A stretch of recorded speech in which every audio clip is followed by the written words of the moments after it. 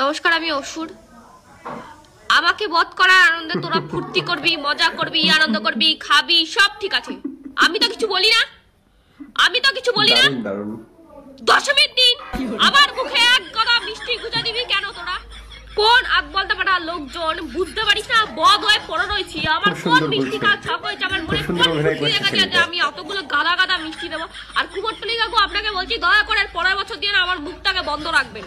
এরকম হা করে থেকে থেকে সব যা পাচ্ছে যে যা পাচ্ছে গুজে দিয়ে চলে যাচ্ছে, এক গাদা ধূপকাঠি গুজে দিয়ে, মোমবাতি গুজে দিয়ে চলে যাচ্ছে। মিষ্টি আপনি দিচ্ছেও, ধূপকাঠি কেন? আর তোরা ভাই সিঁদুর খেলবি, সিঁদুর খেল, তোরা সিঁদুর খেল, আমি তো বারণ করি না, আমি তো কিছু বলি না।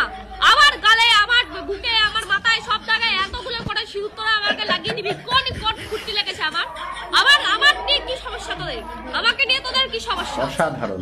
মানে অসুর হয়েছি বলে যে যা পাচ্ছে বলে চলে যাচ্ছে, আগে দিনে মাথা লেছে যা পারলো বলে চলে গেল। মানে আমার কোনো সম্মান নাই নাকি? মুখে মিষ্টি গোজা অব্দি ঠিক আছে, চোখে নাকে মিষ্টি গোজা সেখানেও ধূপকাঠি লাগিয়ে দিচ্ছে কেন? চোখ দিয়ে কে মিষ্টি খায়? মুখে মানছি, মুখে গুজা দিয়েছিস, তারপরে চোখে গুজা ওখানে